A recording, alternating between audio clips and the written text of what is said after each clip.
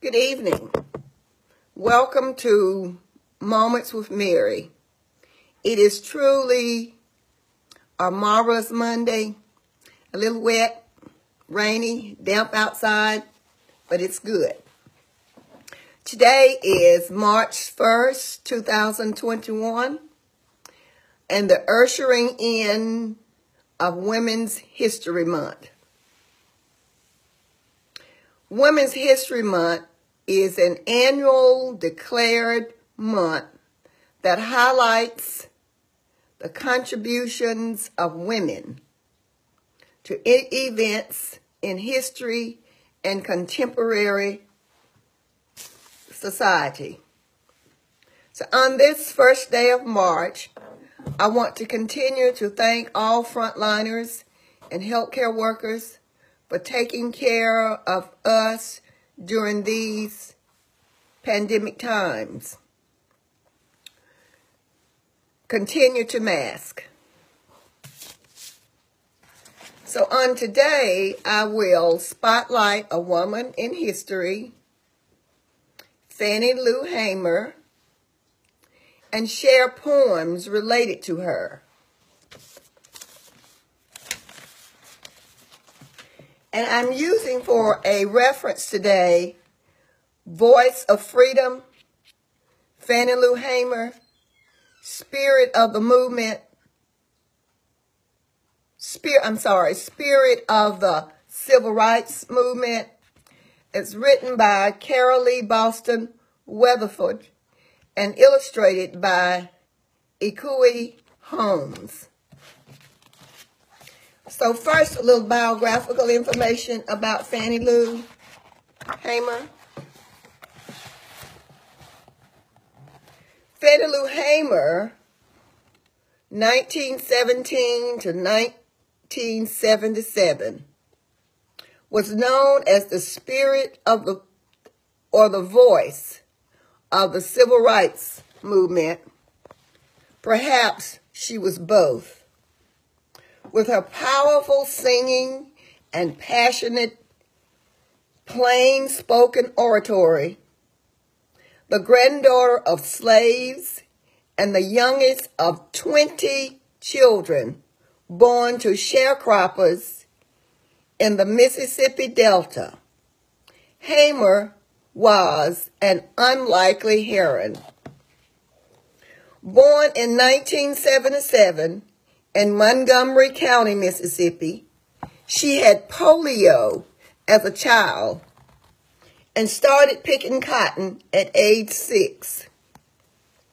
Although she was a good student, she dropped out of school in 6th grade to help her family in the field. At home and in the field, she grew up listening to African American spirituals. In 1944, Hamer married sharecropper Perry Pap Hamer and moved to the Marlowe Plantation.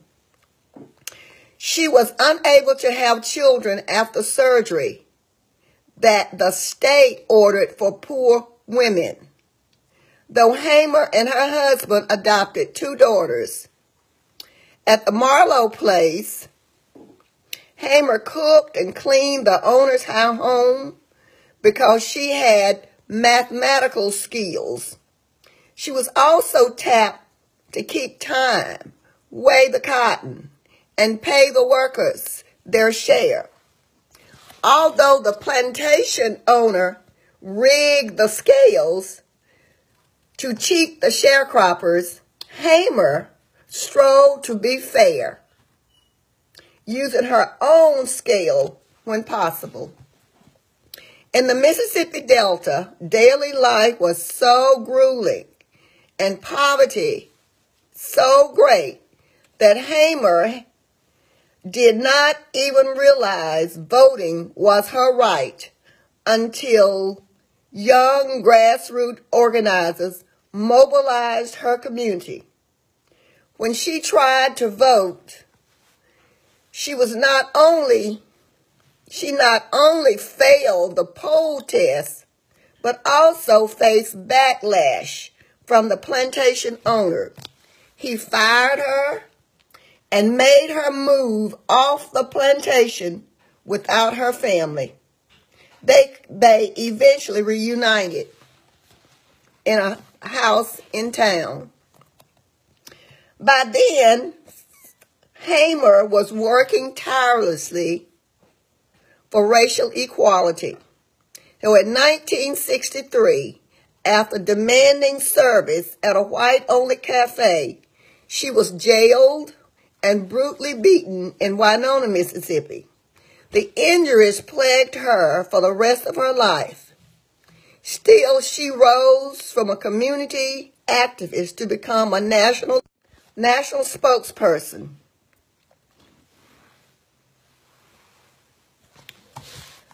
Beyond the civil rights movement, Hamer helped start a Head Start preschool program and ran a farm project to reduce hunger in her community.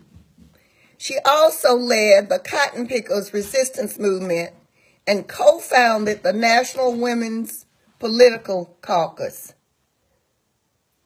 In 1969, Tougaloo College awarded Hamer an honorary doctorate degree, and in 1972, the Mississippi House of Representatives recognized her with a proclamation. She died in 1977. Today, a street, post office, youth center, and memorial park bears Hamer's name in her hometown of Ruleville, Mississippi. So that's Fannie Lou Hamer. So now I'll share a poem about Fannie Lou. And it reads, Sunflower County, Mississippi. Minister Malcolm X once called me the country's #1 freedom-fighting woman. But nothing about my beginnings would make you think anyone beyond these parts would ever hear my name.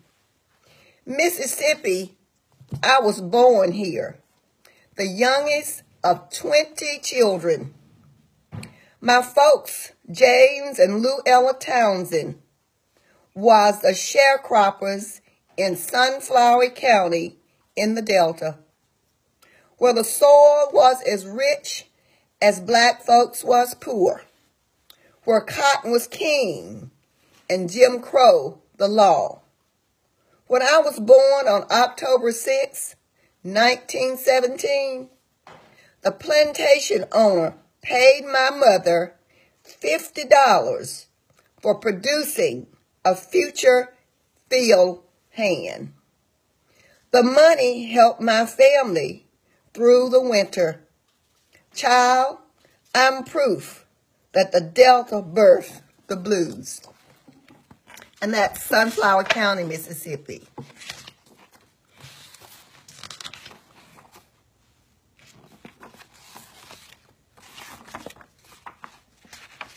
It's very, very important that we nurture our children, encourage them to read and to write.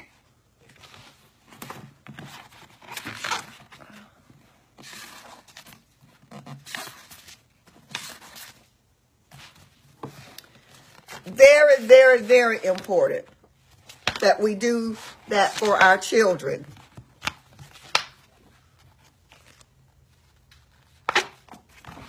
Let's see. I can't find my face.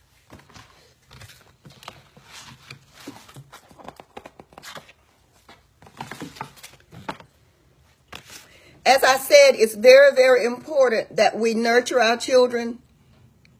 Make sure they're reading, that they appreciate books,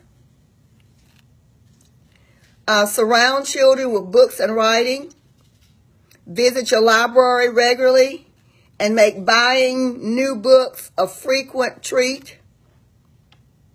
Put cloth and board books in the baby's playpen, and keep 1 or 2 books in the car for older children. Show children that words are everywhere, not just on the pages of a book, but also on cereal boxes, billboards, and street signs. Read aloud. Read to children every day, and have older children read to you. They will associate the pleasure and intimacy of the reading experience with books. Make reading an active experience. Use the books you've read as a jumping off point for other discussions with children. Encourage children to share their own ideas and experiences through storytelling or artwork. So it's very, very important that we encourage our children to read. So on today, I want to thank you again for listening and watching. Get the vaccine, mask, continue to mask. Just because you get the vaccine, don't put your guards down. Bold your eyes. Take care of yourself. Get outside when you can and exercise. I want to thank you for listening and watching. I love you, and I'll see you next week. Goodbye.